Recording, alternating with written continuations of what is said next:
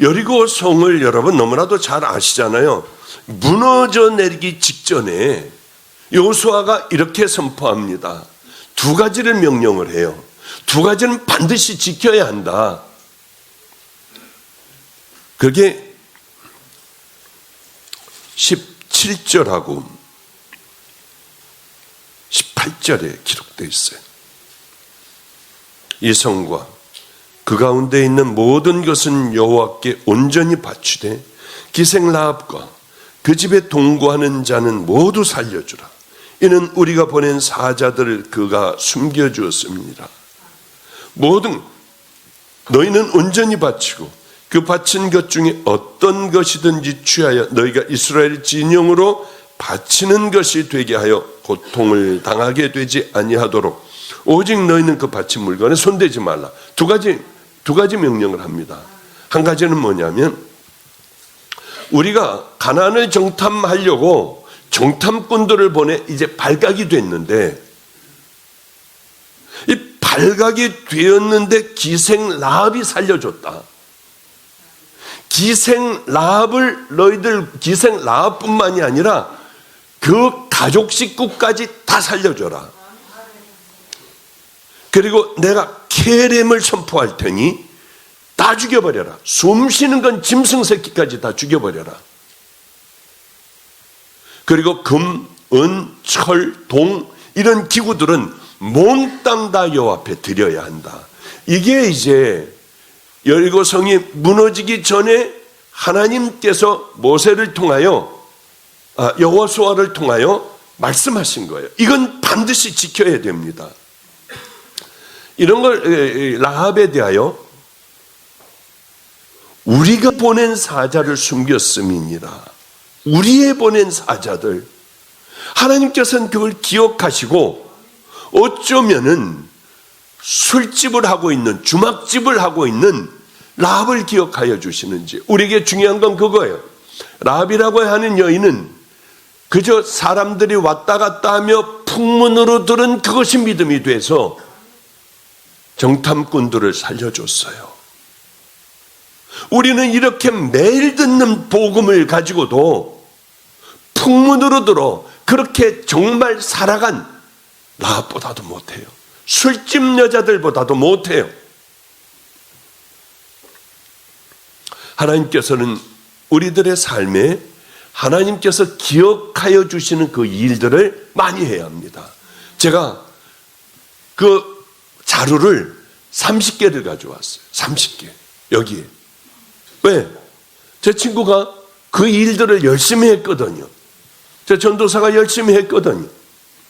가장 가난한 곳을 나누라. 나는 5만 원씩을 넣었지만 돈이 많아서 한 게 아니에요. 그게 제가 할 수 있는 최대의 것이에요. 더 이상 하라고 하면 못해요. 벌써 한 200개 했으니까. 이 교회는 10,000원을 넣어도 되고 20,000원을 내도 되고 30,000원을 놔도 되고요. 그리고 이 교회도 한번 그거 하나님께서 기억하실 만한 그런 일들을 하는 교회, 삶으로 살아가는 교회, 하나님의 명령을 정말 행하는 교회.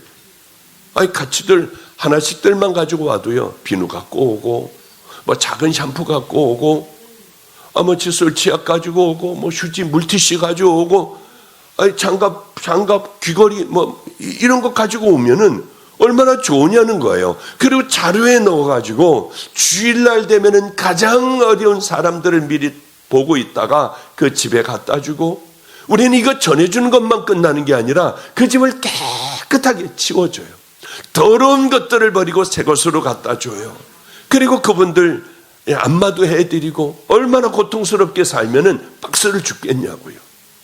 이런 일들을 예배가 끝나면은 하나님의 말씀을 가슴에 품고 전교인이 나가 그렇게 샅샅이 동사무소서부터 얘기를 들어 구청서부터 이야기를 듣고 그 사람들을 찾아가 또 때로는 반찬을 해오기 운동 해서 같이 나눠주고 치워주고 하는 이 일들이 우리들 주일에 몸에 딱 붙어 있다면, 아니면은 토요일 날들 모여서 같이 열심히 그런 일들을 한다면 하나님 앞에 기억되는 일들이 반드시 되리라고 믿어요. 그저 몇 번 하다가 마는 것이 아니라, 크리스마스니까 뭐 이때 하는 것이 아니라 우리들의 삶으로 늘 해서 우리들의 삶이 길 가다가도 내려서 그렇게 해주고요, 가다가도 내어 벗어주고, 줄 것이 없으면 끌어안고 기도라도 한번 해주고 손이라도 붙잡아주는 그런 삶을 살아가는 대구 방주교회가 된다면 아마 이곳은 하나님께서 지켜주시는, 기억하고 계시는 그 성전이 될 줄로 믿습니다. 하나님의 심판의 날은 결국은 오게 돼요. 저는 깜짝 놀랐습니다. 왜냐하면 이제 한 3주 정도, 한 2주 반 정도 있으면은 제가 벌써 68이에요. 68. 세상에 징그러워 죽겠어요. 저도 거울 보면은 그저 한 50대 중반 같다 하는데 죄송해요. 웃으시는군요. 저는 그런 줄 알았어요. 저를 보고. 근데 보니까 68이 된 할아버지예요. 이게 2년 있으면은 70이에요. 70.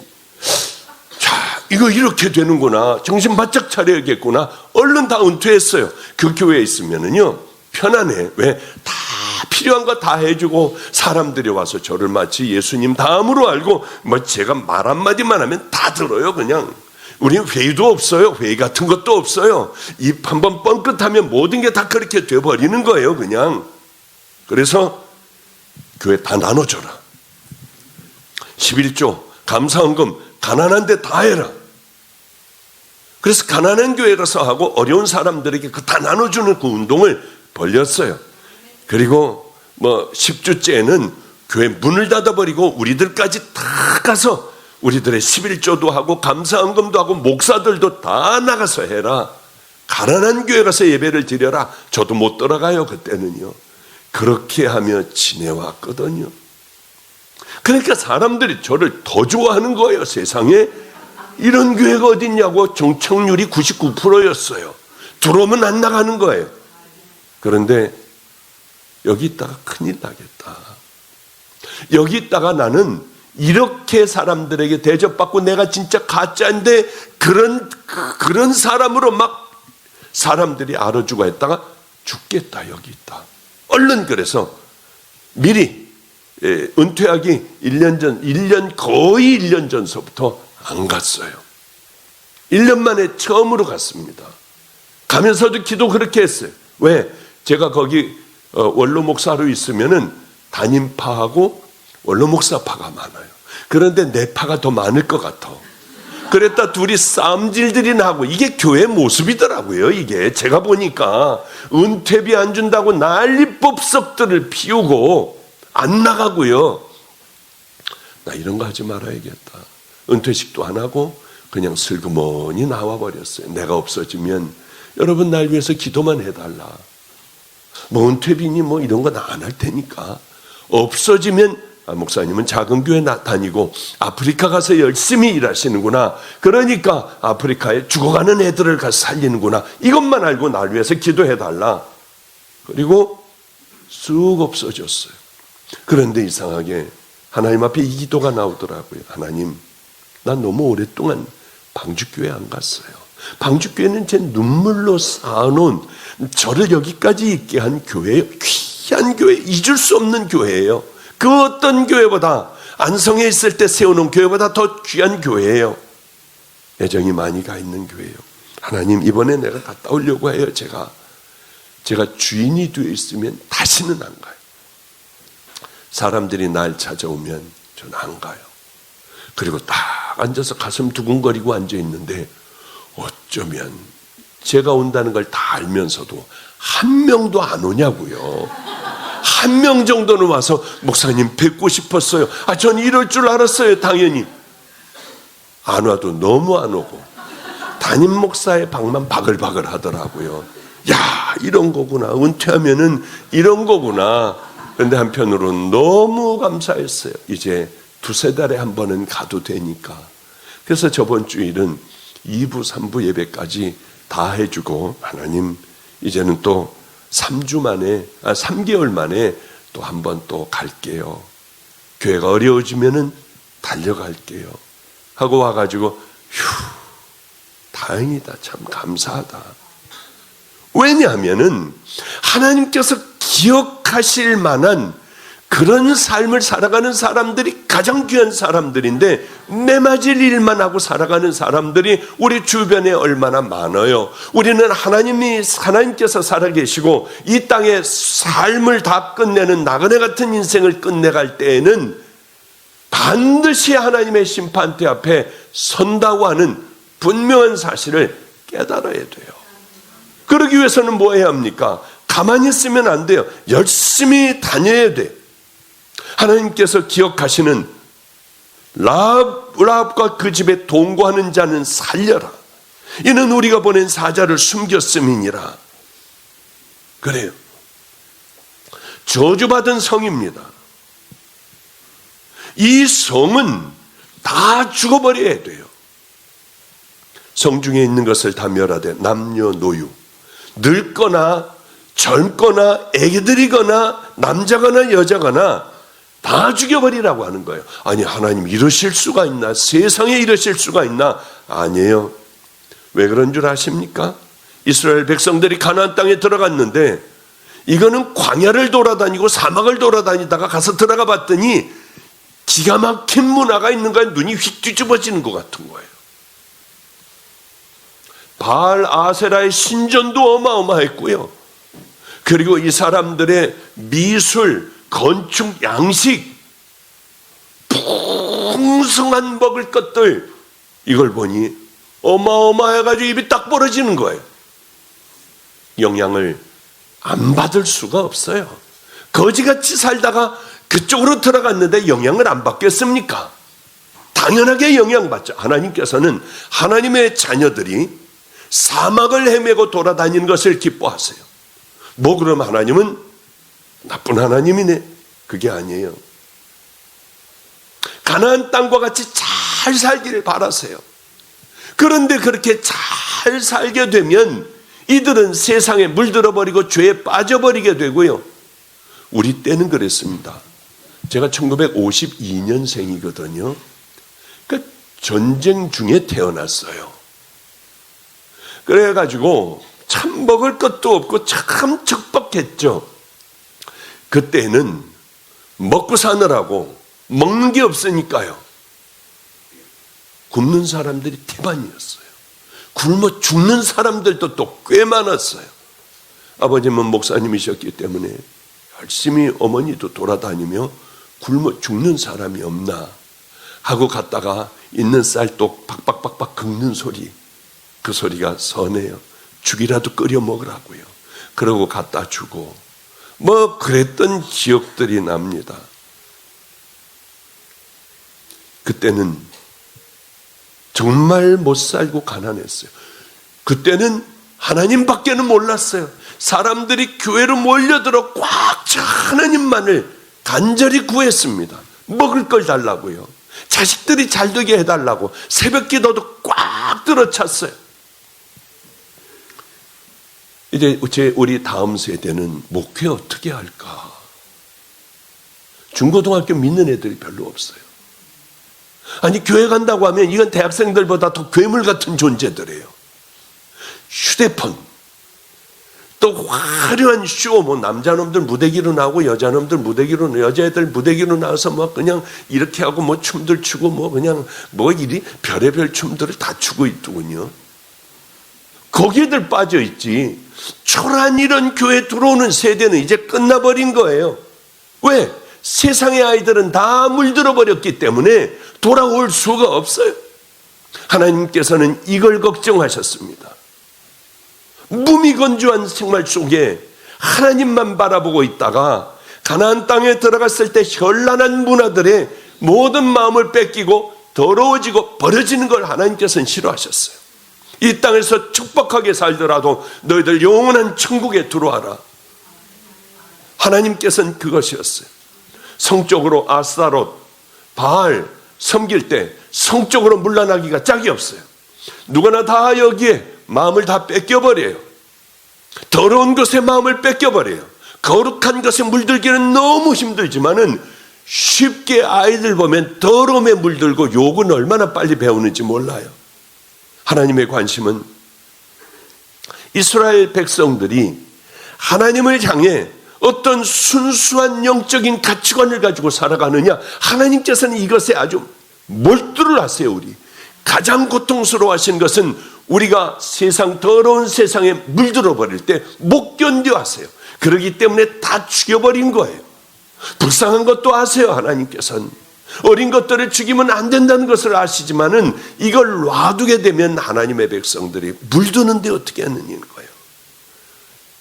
멸절하신 것은 이스라엘 백성들이 광야에 있을 때 같이 아름다운 신앙, 하나님만 바라보고 불기둥이 이제 움직이기 시작하면 부지런히 준비하여 불기둥을 따라가고, 구름기둥이 멈추면 거기 멈추는 바로 그 삶을 하나님은 가장 기뻐하십니다. 그러니 우리는 그렇게 해서 하나님께서 기적을 베풀어 주시고 우리를 이끌어 주시기를 바라시는 거예요. 하나님의 백성답게 거룩하게 여러분들은 살아갑니까? 세상에 물들었던 게 있으면 하나하나 토해내셔야 돼요. 하나하나 뽑아버리셔야 돼요. 그리고 하나님이 기뻐하시는 믿음의 길을 향해 걸어가야죠. 바로 며칠 전에 우리 아이가 운전을 하고 왔어요. 여기까지 운전을 하고 왔는데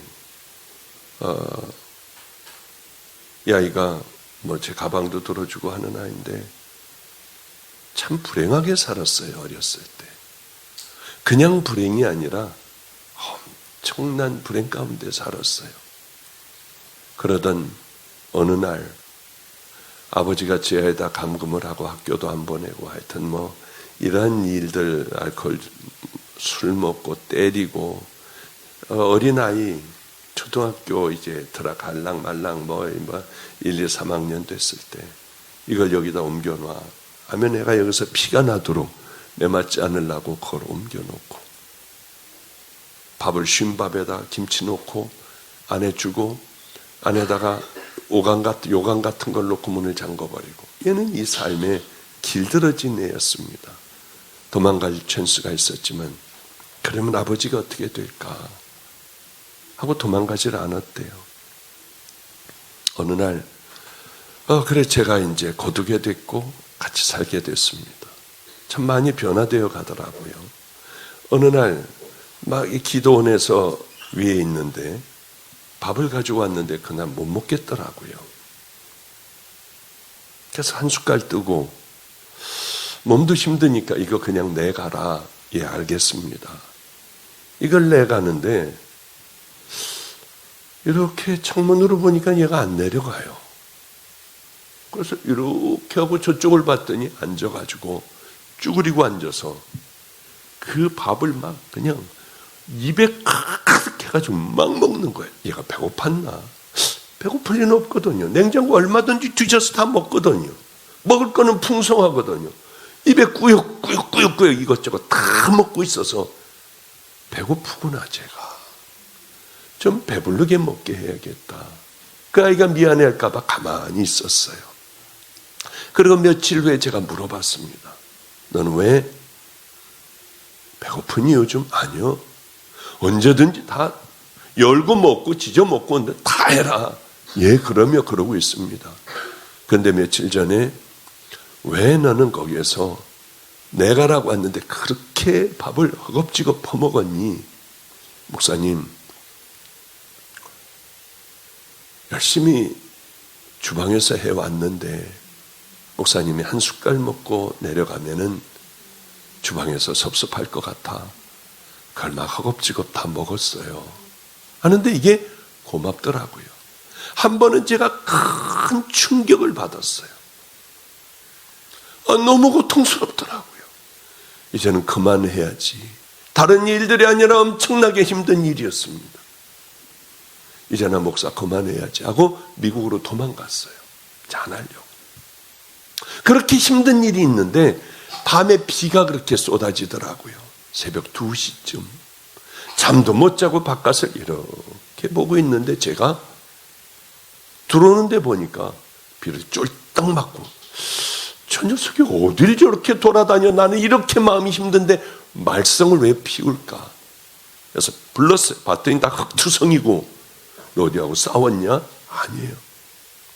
너 이렇게 비도 맞고 쫄딱 맞고 뭐 했어 임마? 묻지 말아달래요. 왜 이렇게 속을 새기니? 내가 지금 어떤 상태인지 알잖아 이놈아. 뭐 했어? 빨리 대답해.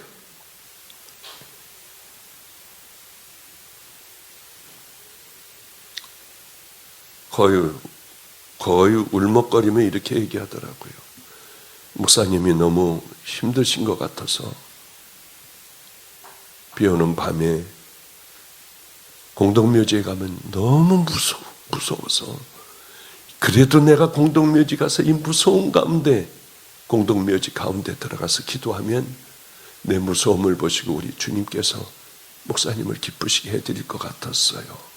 그런데 이 소리를 듣자마자 제 상처가 회복이 되어 가는 거예요.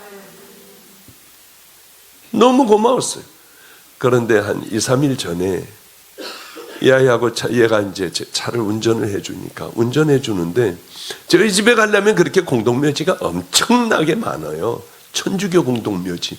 그런데 지금 그쪽을 다 개발하느라고 묘지의 일부분들은 이제 이렇게 없어지기도 하고 그랬더군요. 가면서 제가 이렇게 얘기했습니다. 야, 내가 죽을 때가 있지 않니?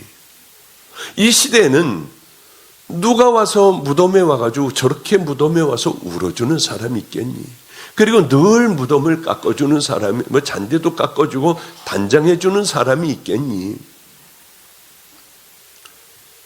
네가 내 무덤, 우리 아버지, 할아버지 무덤을 늘 와서 좀 돌봐줄 수 있겠니? 아니요, 전 그건 못해요. 얼마나 제가 섭섭하든지요. 야, 왜 못해 임마? 목사님 무덤은 도저히 못 간대요. 거기로 어떻게 자기가 가겠니요? 사랑하는 목사님이 그 무덤은 자기는 그건 못 가겠대요. 그러면 옛날에는 순장이라는 제도가 있었다. 왕이 죽으면은 왕하고 친한 사람을 같이 묻어버렸다.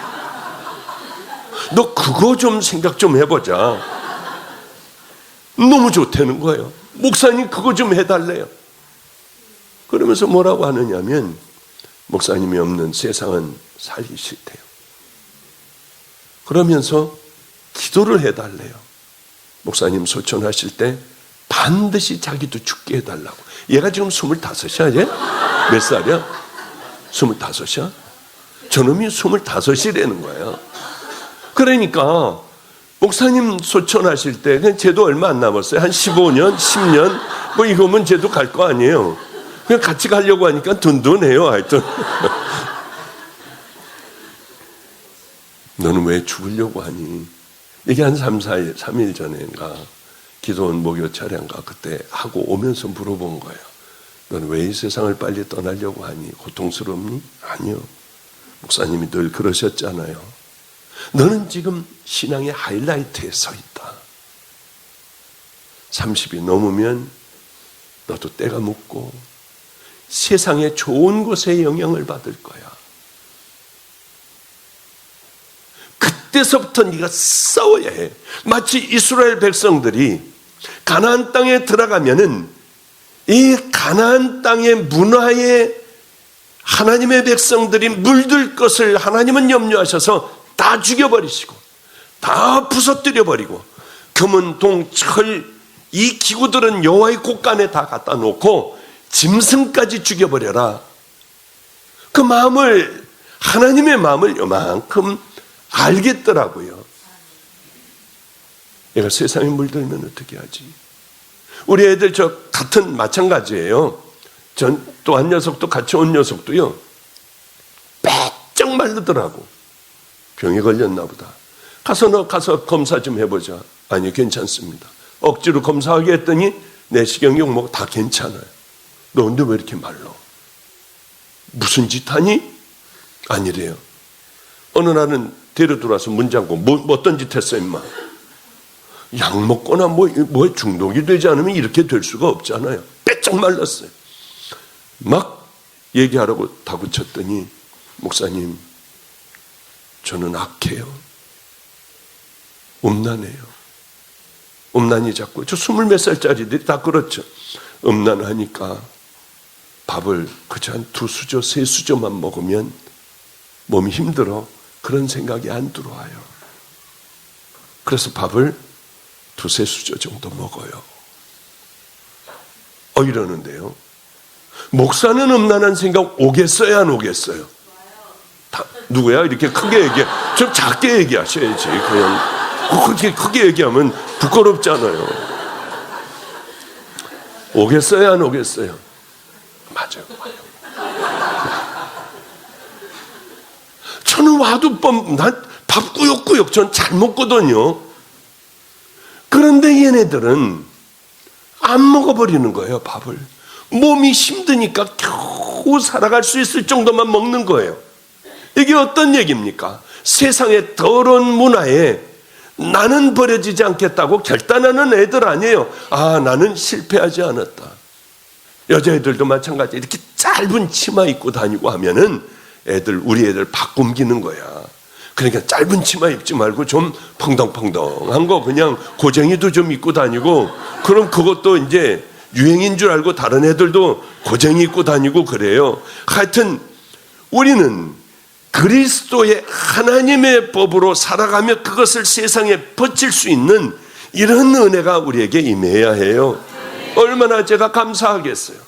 저런 아이들이 나하고 같이 먹고 살고 이렇게 지내는 저 아이들의 훈련, 때로는 이거 너무 오버해서 훈련을 시켰나, 너무 과하게 시켰나, 그러니까 자꾸 30 안에 죽게 해달라고 공동묘지 가서 그렇게 기도한대요.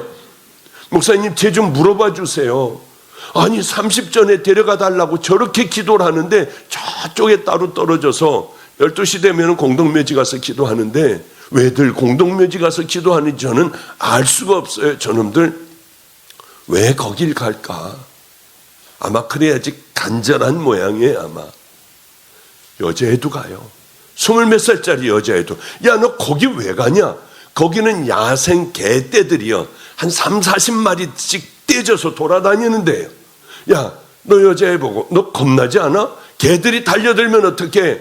그래서 목사님, 이 휴대폰을 딱 이렇게 잡고요, 물려고 하면 대가리를 치려고 해요. 야, 뭔 여자애가 그러냐? 얘네들을 너무 제가 강하게 훈련을 시킨 것 같아요.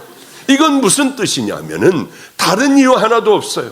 더러운 세상에 물들지 말고 우린 믿음의 신부들이 되어 흰옷을 입고 하루하루 힘들지만은 하루하루 한번 이겨가며 살아보자. 가만히 있으면 세상에 물들지만은 이렇게 싸우면은 우리들은 예수 그리스도의 신부들로 하루 살아가는 것이 우리들의 인생에 되어 주님 앞에 갔을 때 칭찬받을 거다.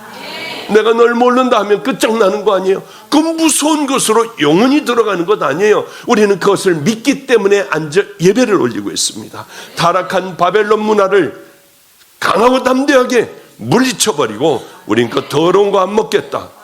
다니엘 같은, 그걸 어떻게 해? 아니에요. 작은 것부터 시작하자고요.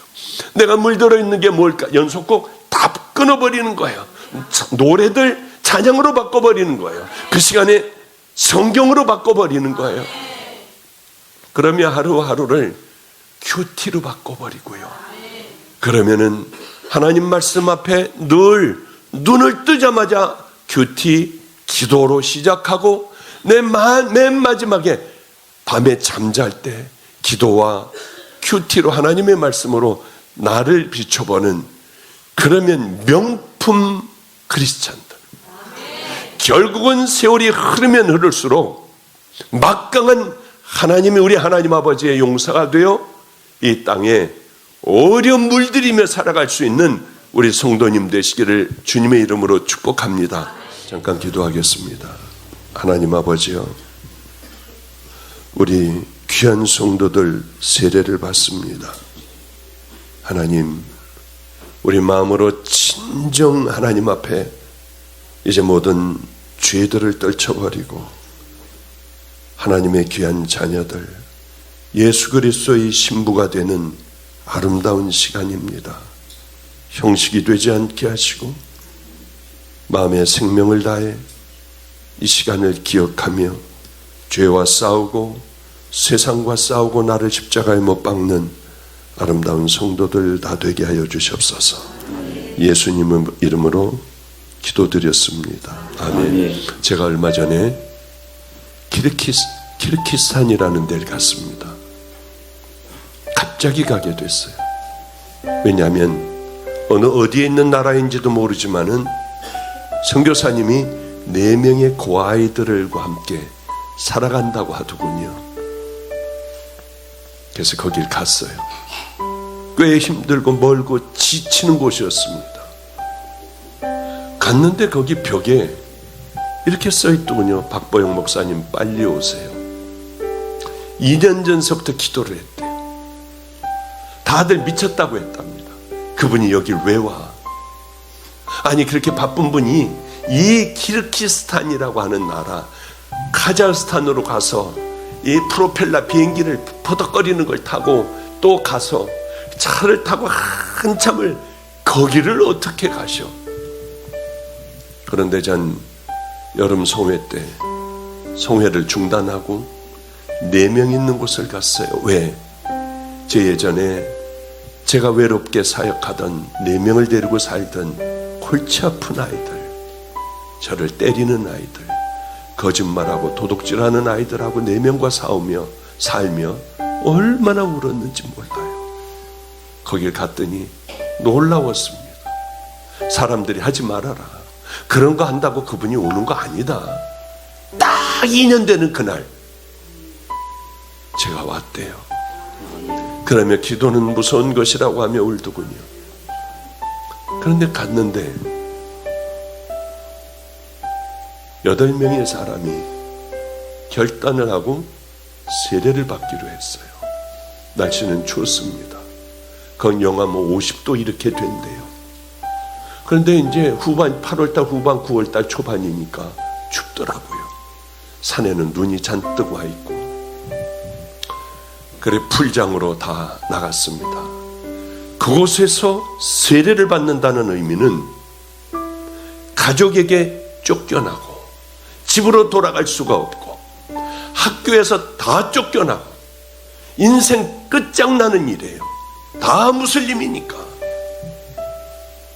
두렵고 무서워 세례들을 못 받는데 제가 갔다고 하니 사람들이 숨어있는 사람들이 모여 8명 이렇게 8명이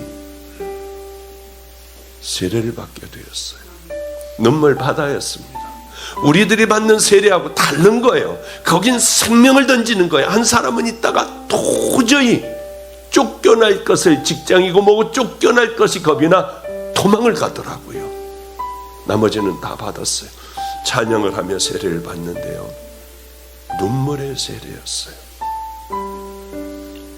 여러분들은 평생에 2번 받지 마십시오. 좋은 목사님 있으면 따라가가지고 또 한 번 받는 사람들이 있더라고요. 해드리긴 해드리지만 그러나 가장 중요한 것은 세례받은 예수 그리스도의 신부로 사냐 안 사냐, 이제 싸움이 일어나느냐 안 일어나느냐, 내 마음에 이게 가장 중요한 겁니다. 그러니 우리 조용하게 내용은이 은총 입어 부르세요. 크게 하지 말고요, 조용하게 부르자고요. 저는 세례식을 준비해왔고 또 그 세례식을 베풀 겁니다.